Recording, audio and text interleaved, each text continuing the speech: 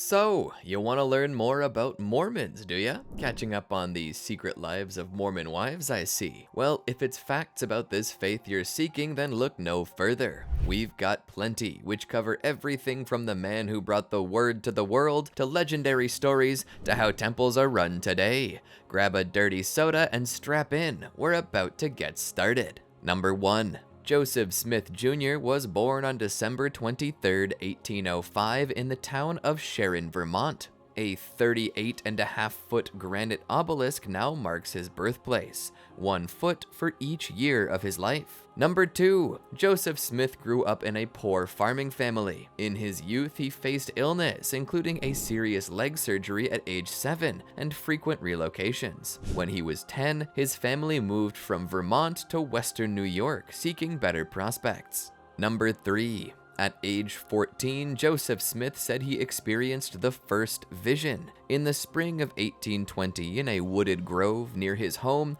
he prayed to know which church to join. He later testified that God the Father and Jesus Christ appeared to him, instructing him to join none of the existing churches. This vision is considered the founding event of the Latter-day Saint faith. Number 4. An angel named Moroni told Joseph about an ancient record. On September 21, 1823, Joseph said Moroni appeared and directed him to gold plates buried in a hill, Hill Cumorah, near Palmyra, New York. It would be 4 years of preparation before Joseph was allowed to take the plates in 1827. Number 5. Joseph Smith translated the gold plates into the Book of Mormon by the gift and power of God. He and scribes worked on the translation mostly between April and June 1829.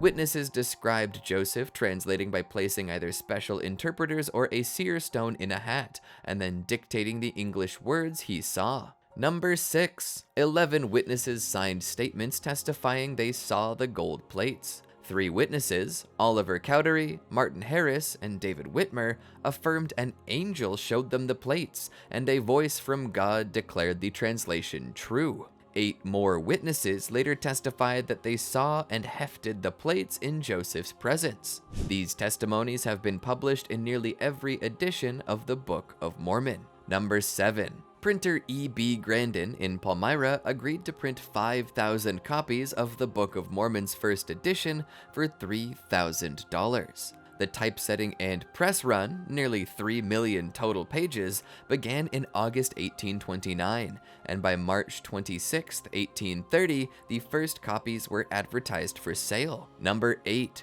Since 1830, over 192 million copies of the Book of Mormon have been produced. It has been translated in full or in part into 112 languages. The church distributes the Book of Mormon free worldwide, often through missionaries, which contributes to its high circulation. Number 9. The Church of Christ was officially announced on April 6, 1830. Joseph Smith and 5 associates formally organized the church in Fayette, New York, with about 50 believers present. Soon they began calling themselves saints. The church was later renamed the Church of Jesus Christ of Latter-day Saints in 1838 by revelation. Number 10. The name Latter-day Saints refers to being Christ's followers in the latter days. The full name, the Church of Jesus Christ of Latter-day Saints, was given by revelation in 1838 and emphasizes Jesus Christ as the head of the church. In 2018, church president Russell M. Nelson reaffirmed using the full name and discouraged nicknames like Mormon or LDS. Number 11. Early growth saw the first missionaries sent out in 1830, and by 1837, the church's first foreign mission began in England. Mormon missionaries in Britain found great success. By 1850, there were over 30,000 converts in the UK, more than in the US at that time. An estimated 100,000 British converts eventually emigrated to join the main body of saints in America in the 1800s. Number 12. The church's headquarters moved to Kirtland, Ohio in 1831, where the growing group built its first temple. In the Kirtland Temple, dedicated 1836, Joseph Smith and others reported heavenly visions, including an appearance of Jesus Christ to accept the temple, and visions of Moses, Elias, and Elijah restoring priesthood keys. Number 13. Conflict in Missouri led to a notorious extermination order. As converts gathered in Missouri in the 1830s,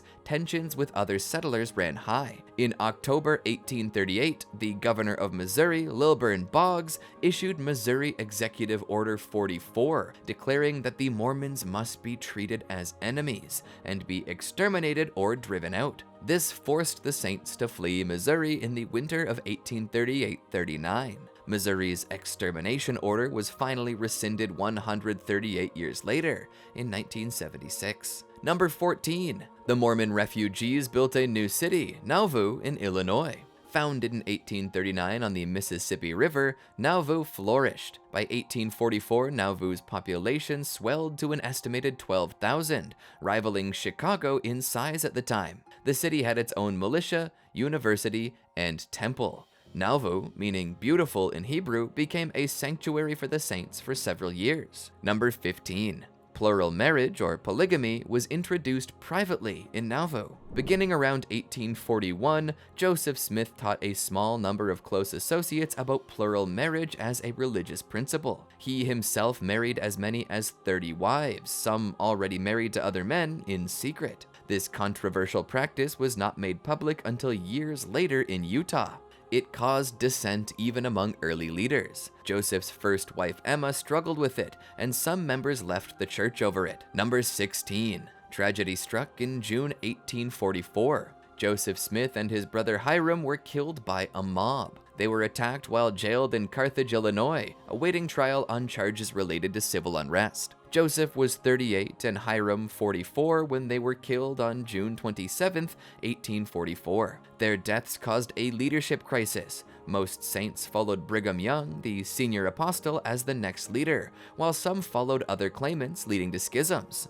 Number 17. Under Brigham Young, the saints embarked on a massive westward migration. In 1846-47, facing increasing persecution, about 14,000 Latter-day Saints left Nauvoo and trekked west. On July 24, 1847, the first pioneer wagons entered the Salt Lake Valley in Utah, an event now commemorated as Pioneer Day, a state holiday in Utah every July 24th. Over the next 20-plus years, around 70,000 church members migrated to Utah in one of the great pioneer movements of the 19th century. Number 18. The early Utah settlers nearly lost their first harvest to a cricket plague in 1848. In what later became known as the Miracle of the Gulls, swarms of crop-eating crickets descended on pioneer farms, until flocks of seagulls arrived and devoured the insects. This miracle is why the California gull was later named Utah's state bird, credited with saving the pioneers. Number 19. The Pioneer Territory was initially called Deseret. Brigham Young and the settlers petitioned to create the state of Deseret, a term from the Book of Mormon meaning honeybee. The honeybee symbolized industry and cooperation, and to this day the beehive remains Utah's state emblem. Congress, however, organized the area as Utah Territory in 1850. Utah became a state only in 1896, after polygamy was banned. Number 20. The Salt Lake Temple took 40 years to build. Pioneers quarried massive granite blocks from a canyon 20 miles away to construct their dream temple. It was finally dedicated in April 1893 with a grand 3-day ceremony. Atop its tallest spire, they placed a 12.5-foot statue of the angel Moroni, covered in gold leaf. The Salt Lake Temple became an iconic symbol of the church. It even appeared on Utah's state license plates for many years. Number 21. In 1890, church president Wilford Woodruff issued the manifesto ending the practice of polygamy. Facing intense pressure from the U.S. government, which had disincorporated the church and seized its assets, Woodruff declared that the church would no longer allow plural marriages. After this manifesto, new polygamous marriages were prohibited in the church. Today, anyone practicing polygamy is excommunicated. The church has not sanctioned plural marriage for over 130 years. Number 22.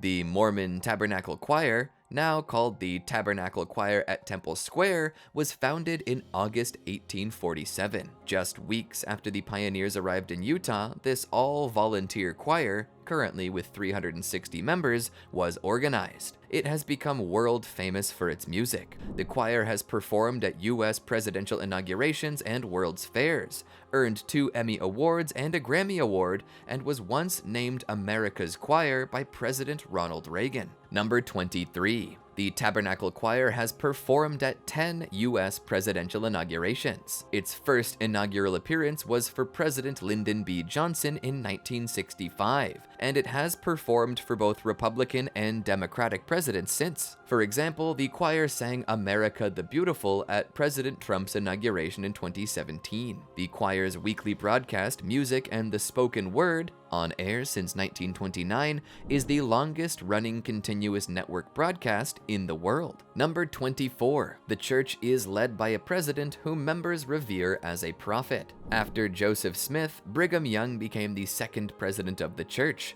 leading the Utah settlement. In total, there have been 17 presidents of the LDS Church. The current president, Russell M. Nelson, was a world-renowned heart surgeon before his calling. He became church president in January 2018 at age 93. He's now 98 and still very active. Latter-day Saints also have a quorum of the 12 apostles who help lead the global church. Number 25.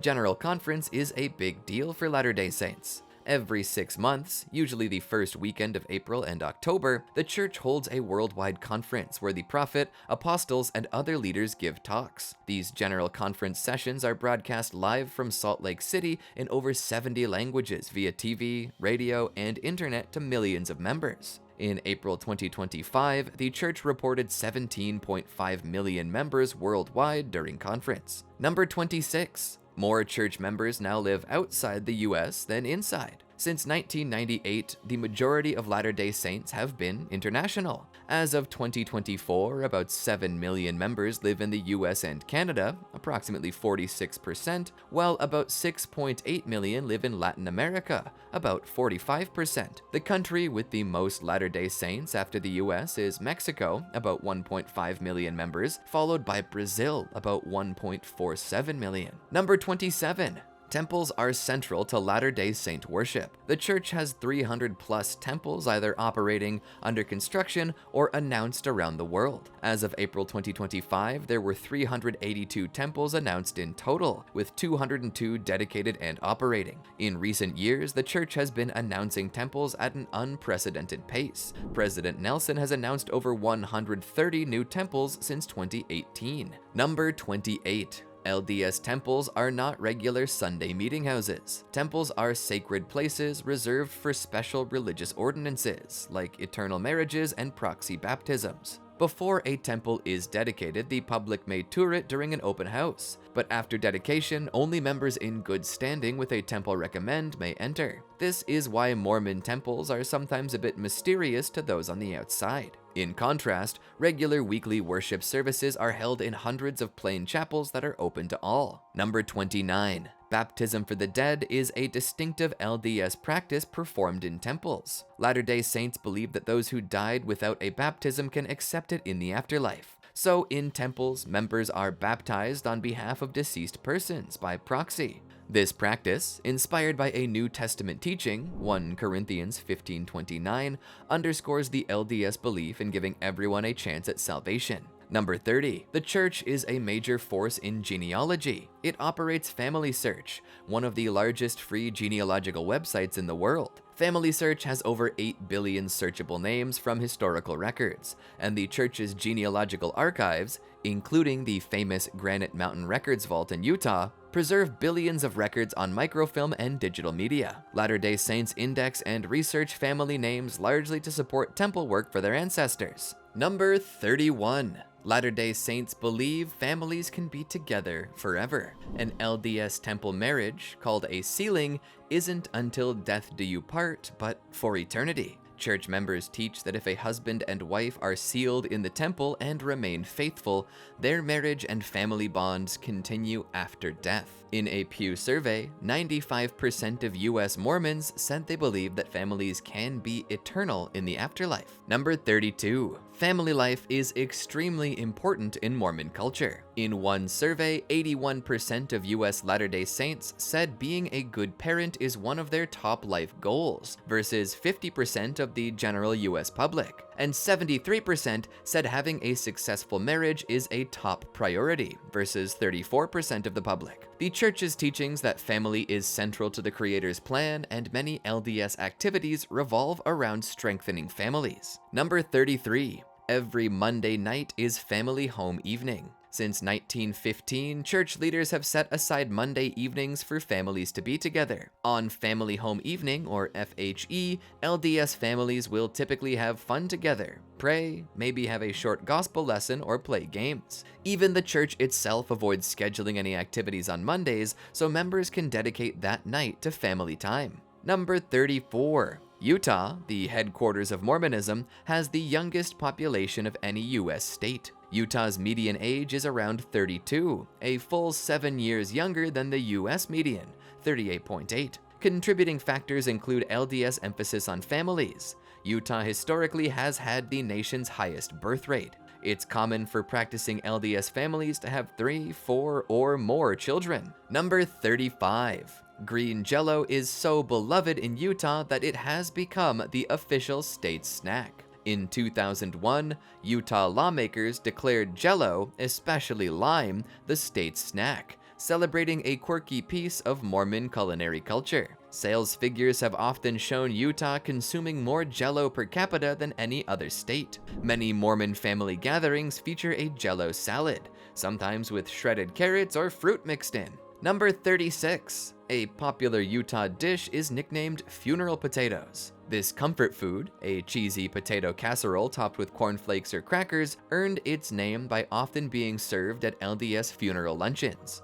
Funeral potatoes have become a beloved part of Mormon cuisine more generally. Recipes vary by family, but it usually involves hash browns, cheese, cream soup, and a crunchy topping baked to golden perfection. Number 37. Local LDS congregations, called wards or branches, have no paid clergy. The bishop who leads a ward, his counselors, the teachers, and other church workers are all unpaid volunteers. Latter-day Saints believe in a lay ministry. Members take turns serving in various positions. A typical bishop might be a school teacher or businessman on weekdays, and a church leader on evenings and Sundays. Number 38. Church members are routinely given callings to serve. An active Mormon might at different times be asked to teach a children's class, lead the choir, organize service projects, or even clean the chapel, all without pay. It's common for members to spend 5 to 10 hours a week on church service in addition to Sunday worship. This volunteer system builds a strong sense of community and also develops leadership skills in members.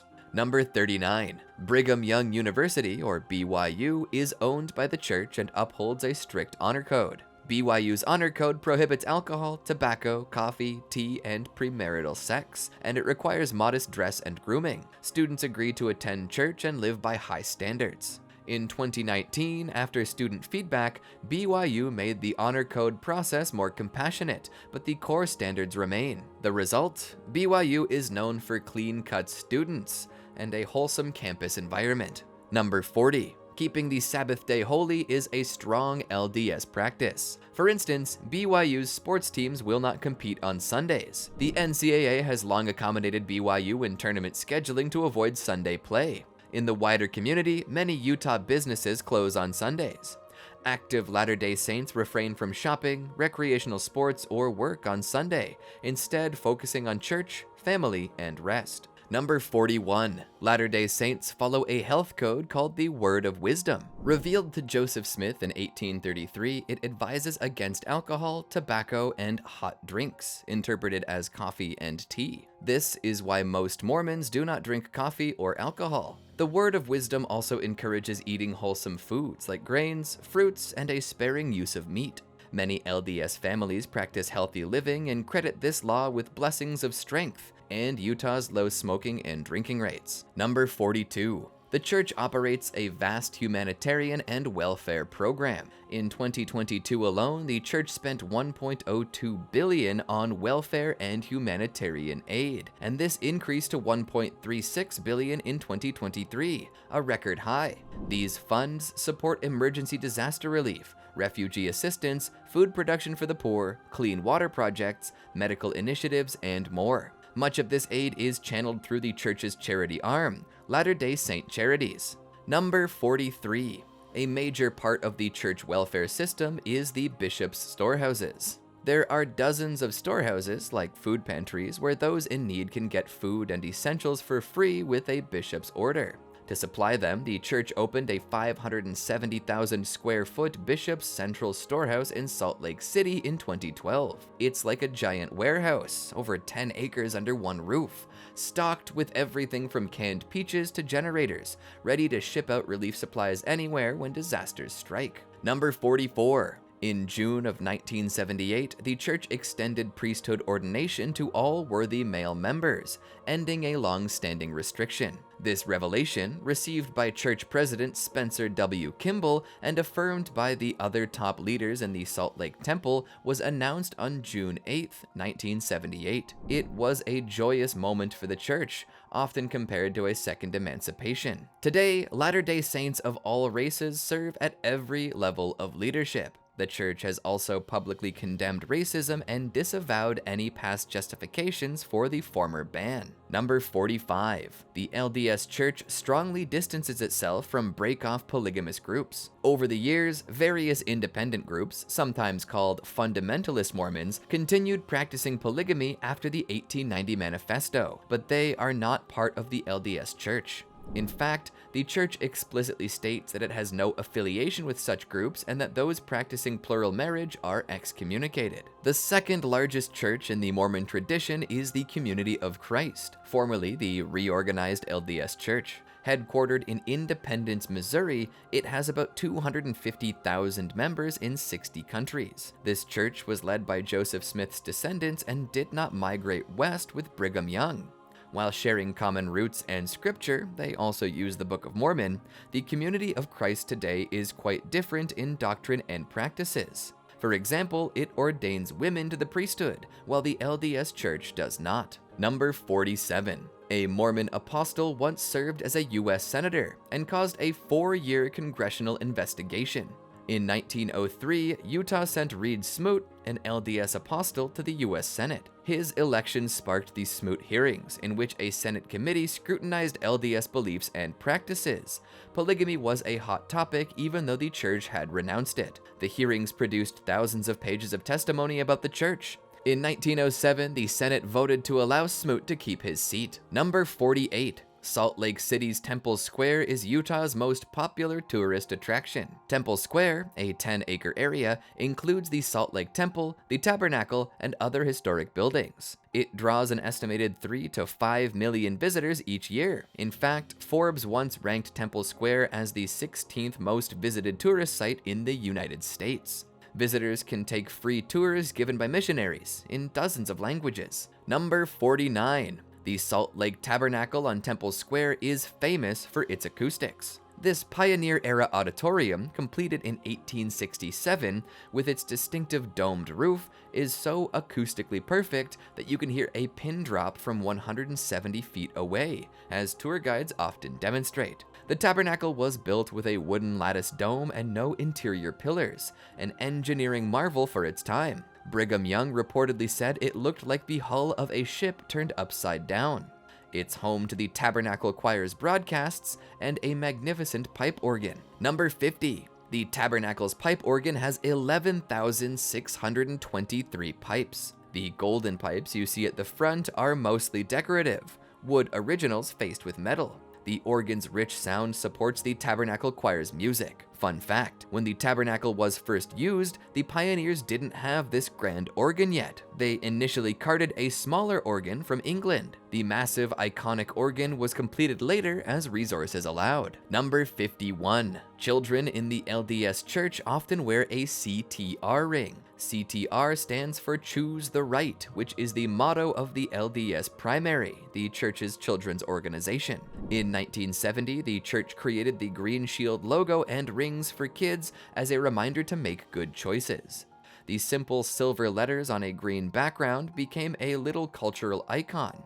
Many LDS kids and even adults wear CTR rings to remind them to live their values. Number 52. Notable converts to the LDS Church include Grammy-winning R&B singer Gladys Knight. The Empress of Soul joined the church in 1997 and later formed the Saints Unified Voices Gospel Choir to share her new faith. Other famous Mormons by birth include entertainer Donny Osmond, actor Aaron Eckhart, NFL quarterback Steve Young, great-great-grandson of Brigham Young, and Imagine Dragons lead singer Dan Reynolds, though he isn't active religiously. Number 53. In US politics, 2012 was a milestone year. Mitt Romney became the first Latter-day Saint to be a major party presidential nominee.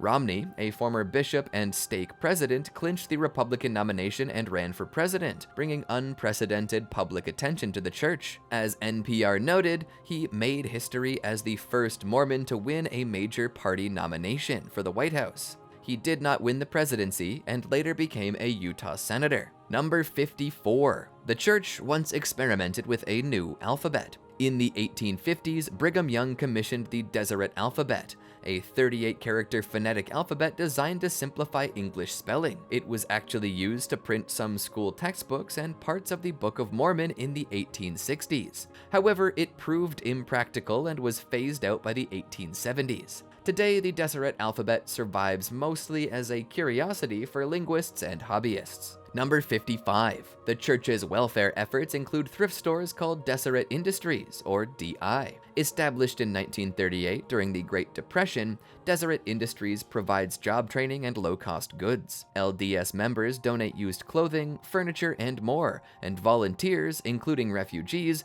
work at DI stores to gain skills. It's like a Mormon-operated Goodwill. Proceeds help those in need, and unsold clothes often get shipped to humanitarian projects abroad. Number 56. The Polynesian Cultural Center, or PCC, in Hawaii is owned by the LDS Church. Opened in 1963 adjacent to BYU Hawaii, it's a living museum where students perform and demonstrate Polynesian cultures. The PCC is one of Hawaii's top tourist attractions, voted the #1 attraction by USA Today in 2018. Many visitors don't realize it helps fund BYU Hawaii scholarships and is staffed largely by LDS students from Pacific Islands. Number 57.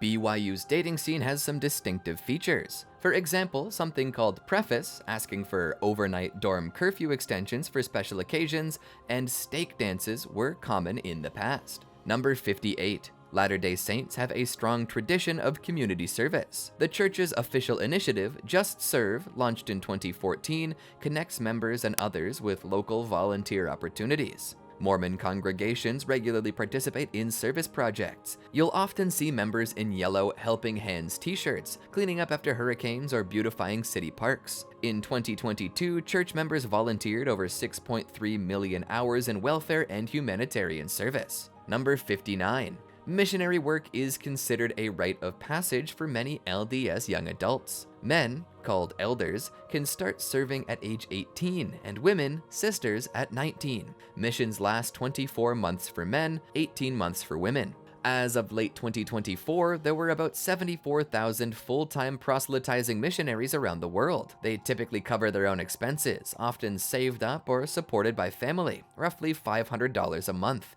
equalized worldwide. After their missions, these young people often return speaking new languages and with plenty of stories, and a serious love for ramen noodles, a missionary staple. Number 60. Worldwide growth has accelerated over time. It took 117 years, from 1830 to 1947, for the church to reach 1 million members, but only 16 years to grow from 10 million to 15, from 1997 to 2013. As of the end of 2024, total membership stands at about 17.5 million. The church has established congregations in over 190 countries and territories. Notably, the 1 million member milestone in 1947 came exactly 100 years after the pioneers arrived in Utah. Number 61. The Church News and the Deseret News are two long-running LDS-affiliated publications. The Deseret News, founded in 1850 by the church, is Utah's oldest continuously published newspaper. The Church News, an official church-owned news outlet,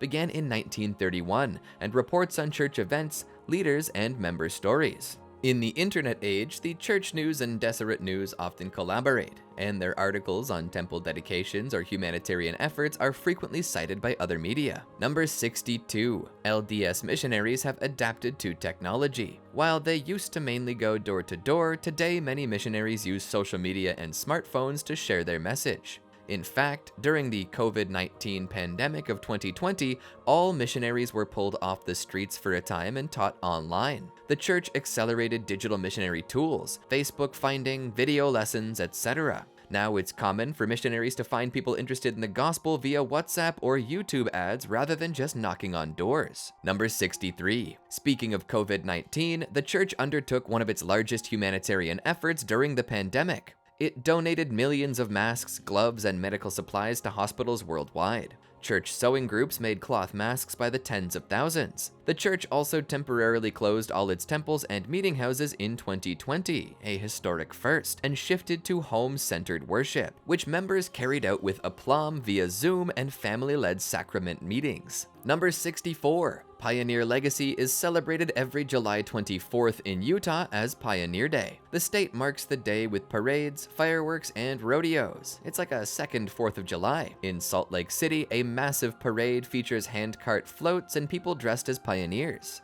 Many LDS children grow up hearing stories of pioneer ancestors. Even those without Utah ancestry often honor the pioneer spirit of faith and sacrifice. Number 65. Las Vegas actually has Mormon origins. In 1855, Brigham Young sent LDS missionaries to what is now Las Vegas to convert Native Americans and set up an outpost on the trail to California. They built a small adobe fort, the Las Vegas Mormon Fort, which still stands as a state park. The mission didn't last long. It was abandoned by 1858, and Las Vegas later became famous for other reasons, but the city's first non-native settlers were indeed Mormon missionaries. Number 66. Mormon leaders in the 19th century were surprisingly progressive about women's education. Brigham Young in 1875 directed that the new University of Deseret, now the University of Utah, admit women.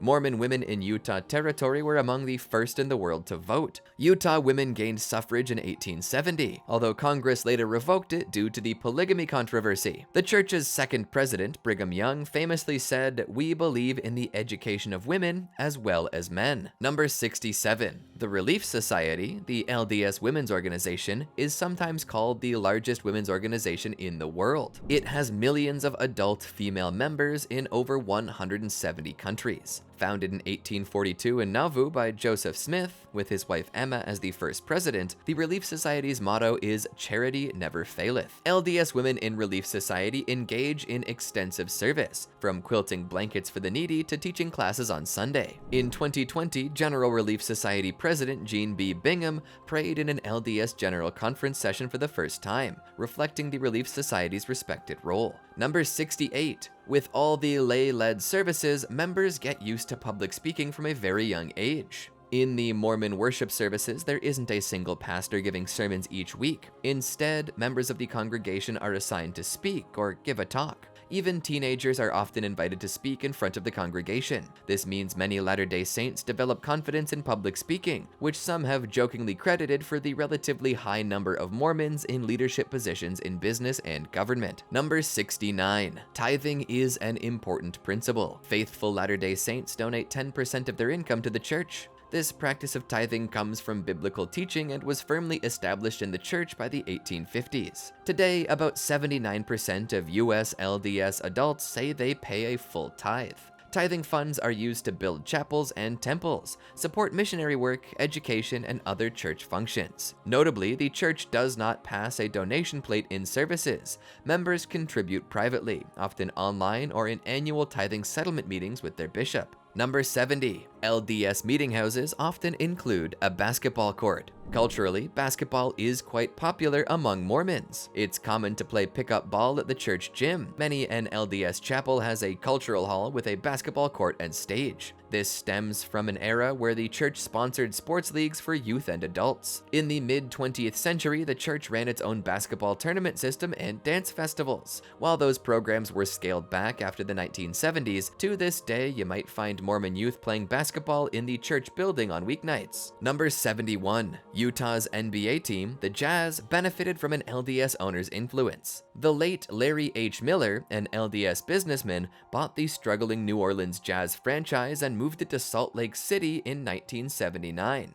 The Utah Jazz went on to great success. Think of the John Stockton and Karl Malone era, often with a family-friendly atmosphere at games. Fun fact, the Jazz Bear mascot has occasionally appeared at LDS events. Number 72. The church has produced big pageants and films to share its message. For decades, annual outdoor pageants like the Hill Cumorah pageant in New York and the Mesa Easter pageant in Arizona drew tens of thousands to watch elaborate reenactments of these scripture stories. These pageants were retired in 2019 to simplify outreach. The church also creates a lot of media. It produced an official feature film, Meet the Mormons, in 2014 that played in theaters, and it runs a YouTube channel with Bible and Book of Mormon story videos. Number 73. Education and self-reliance are emphasized in LDS teaching. In 2001, the church launched the Perpetual Education Fund, a program providing low-interest loans to help young members, especially in developing countries,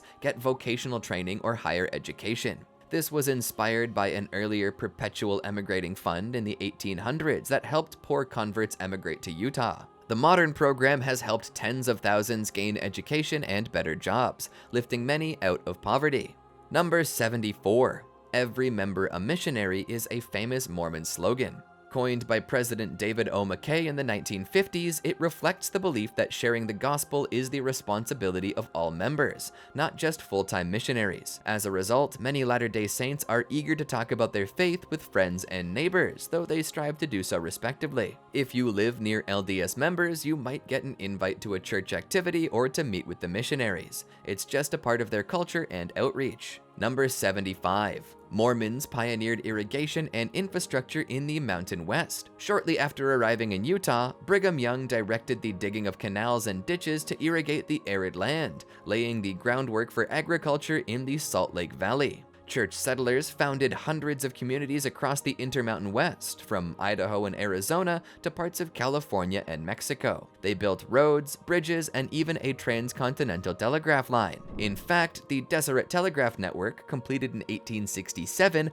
linked Mormon settlements with Salt Lake City, improving communication among far-flung congregations. Number 76. We've mentioned the Salt Lake Temple having a famous statue of the angel Moroni on top. Most LDS temples worldwide have a similar statue. That statue, usually gilded fiberglass or metal, typically depicts Moroni blowing a trumpet and has become a symbol of LDS temples. Interestingly, the Moroni statue on the Salt Lake Temple lost its trumpet in a 5.7 magnitude earthquake in March of 2020. The quake shook Salt Lake City and dislodged the trumpet from the angel's hands. No one was hurt, and a new trumpet was later installed. Number 77. The church's humanitarian outreach in Africa began even before there were many African members. In the 1980s, LDS charities partnered in relief efforts during the Ethiopia famine, initiating what would become a robust African aid program. From clean water projects, over 500 wells in 16 African countries, to measles vaccination drives in West Africa. This was notable because at that time there were relatively few LDS congregations in Africa. The first stake in West Africa was organized in Nigeria in 1978. Today, the church has over 720,000 members in Africa. It has built schools, provided wheelchairs, and improved health for millions through its charity efforts. Number 78. Utah's Capitol building features a statue of Philo Farnsworth, the LDS inventor of electronic television. Farnsworth, born to a Mormon family in 1906, is often credited as the father of television. As a teenager in Idaho, he conceived the idea of electronic scanning for TV and transmitted the first electronic television image in 1927. He remained a member of the church, though had periods of inactivity, and once said his inventions were influenced by his belief in a forward-looking faith. Number 79. LDS temples are built with an eastward orientation when possible. Many temples, like the Salt Lake Temple, have their front entrance or Angel Moroni statue facing east. This symbolizes anticipation of the second coming of Christ, who is expected to come from the east according to scripture. In Salt Lake City, for example, the temple faces east toward the rising sun over the Wasatch Mountains. Number 80. The phrase, "holiness to the Lord," is inscribed on every LDS temple. This harks back to the Old Testament, Exodus 28:36, and signifies that the temple is the house of the Lord. Early pioneers loved this phrase. They even painted "holiness to the Lord" on the walls of their Nauvoo temple and on everyday objects like wagons and store signs, dedicating all their labors to God. Number 81. Temple garments, often misunderstood by outsiders as Mormon underwear, are considered sacred by Latter-day Saints. Devout adult members who have gone through the temple wear a special white undergarment as a private reminder of covenants made with God. The garment isn't exotic. It looks like a simple white t-shirt and shorts, but it is very meaningful to members. They consider it a symbol of protection and commitment. Out of respect, members don't show them publicly, which is why rumors or jokes sometimes circulate. But for Latter-day Saints, it's a personal, reverent matter. Number 82. The church holds a seminary program for high school students and institute for college students. These are religious education classes in addition to regular schooling. Seminary is a 4-year program. 1 year each for Old Testament, New Testament, Book of Mormon, and Doctrine and Covenants. In places with lots of LDS youth, it's often held daily at 6 a.m. before school. Institute of Religion provides weekly classes for college-age young adults, 18 to 30, on scriptures and LDS teachings, usually near non-church colleges. Globally, hundreds of thousands of LDS youth participate, gaining scriptural literacy alongside their secular studies. Number 83. The church's financial resources are managed carefully and quietly. The church does not publicly report detailed finances except in countries where it's required, like the UK and Canada. However, it's known that tithing and investments fund its operations. A former investment manager estimated the church's main investment fund, Ensign Peak Advisors, at around $100 billion in assets in 2019, making headlines. In 2023, the church agreed to pay a fine to the US SEC for not properly disclosing certain stock holdings.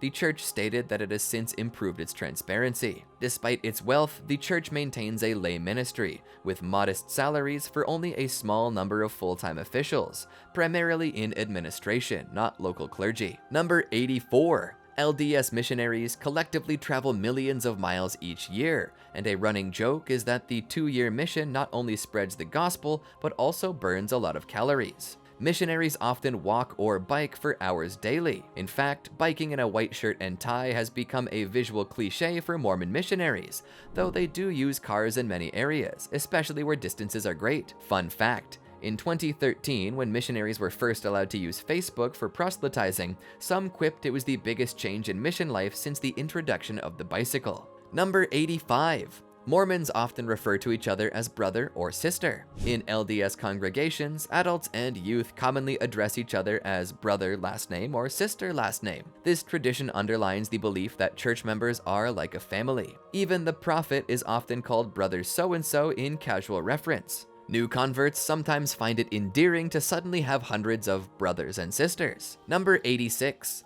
In 2002, Salt Lake City hosted the Winter Olympics, and the LDS Church played host to the world. Church members volunteered en masse as greeters, translators, drivers, and medical staff during the Olympics. The church allowed Temple Square and other facilities to be used for Olympic events and showcases without proselytizing. The Tabernacle Choir performed at the opening ceremonies. The successful Salt Lake Olympics helped improve public perceptions of Utah and the church. It was often dubbed the Mormon Games beforehand, though the church kept a low profile during the events. Number 87. Mission reunions are an LDS social phenomenon. Because missionaries develop strong bonds, it's common to have mission reunions, gatherings where those who served in a particular mission and time frame come together, often around general conference weekends. They reminisce, greet their former mission president, and enjoy a special camaraderie. Some mission reunions continue annually, even decades after the mission service, showing how meaningful the experience was. Number 88. The church's hymn book includes 341 hymns, and music is a big part of LDS worship. Hymns like The Spirit of God, sung at the Kirtland Temple dedication in 1836, and Come, Come Ye Saints, a beloved pioneer anthem, are especially important. Interestingly, Come, Come Ye Saints, with its line All Is Well, was written by an early Mormon on the Trail West in 1846. The church periodically updates its hymn book. A new global hymnal is in the works to include more international hymns reflecting a worldwide membership. Number 89. Utah has a large Latter-day Saint population, but most Mormons live elsewhere. Only about 14% of the world's Latter-day Saints live in Utah, around 2.5 million out of 17+ million. States like California, approximately 740,000 members, and Idaho, about 470,000, also have significant LDS communities. And outside the US, countries like Mexico, Brazil, and the Philippines each have well over 500,000 members. Number 90. LDS Church Headquarters has a vast archival library for history and scripture. In downtown Salt Lake City, the Church History Library holds 270,000 books, 240,000 historical photographs, and over 23,000 manuscript collections about Mormon history. They preserve pioneer diaries, original copies of Revelations, and minutes of old meetings, a treasure trove for researchers, much of it open to the public. The church also publishes the Joseph Smith Papers, an ongoing project compiling all documents by or about Joseph Smith, an impressive scholarly effort making original sources available to all. Number 91. The LDS Standard Works refer to the 4 books of Scripture: the Bible, the Book of Mormon, the Doctrine and Covenants, and the Pearl of Great Price. Latter-day Saints use the King James Version of the Bible and consider the Book of Mormon, Doctrine and Covenants, and Pearl of Great Price as equally Scripture. All 4 books are often bound together in a single volume called a quadruple combination. The inclusion of additional scriptures is a defining feature of the faith, hence the nickname Mormon from the Book of Mormon. Number 92. Mormons have some unique jargon.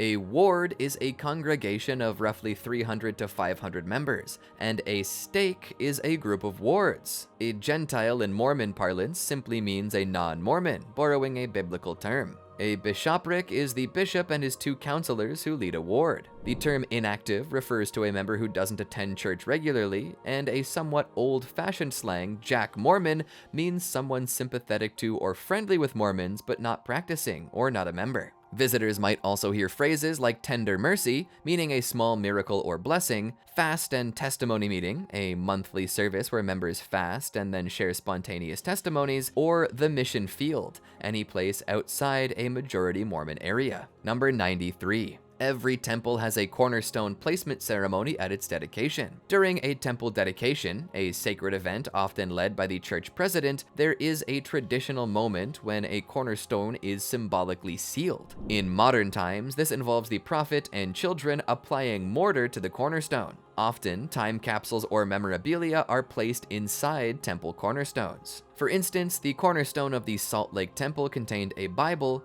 a Book of Mormon, newspapers of the day, and a sheet of gold with an inscription. These items were retrieved during the 2020 temple renovation after being encased for 127 years. Number 94. The LDS apostles are considered special witnesses of Jesus Christ, and they serve for life. The quorum of the 12 apostles in the LDS Church is modeled after Christ's original apostles. When one dies, a new apostle is called, and the senior apostle becomes the next church president. It's a unique leadership system. For example, when President Nelson became the prophet in 2018, he was 93 and had been an apostle for 34 years. Apostles travel the world extensively. Collectively, the 12 visit dozens of countries each year to minister to members and organize the church. Number 95. The Salt Lake Temple is currently undergoing a massive seismic upgrade. In 2019, the church began a multi-year renovation of its flagship temple to install base isolators, giant shock absorbers, under the foundation to help it withstand earthquakes. It's a challenging engineering feat. They are essentially floating the 19,000-ton stone building on isolators. The renovation is also restoring Pioneer-era artwork and adding new visitor areas. It's scheduled to be completed around 2026.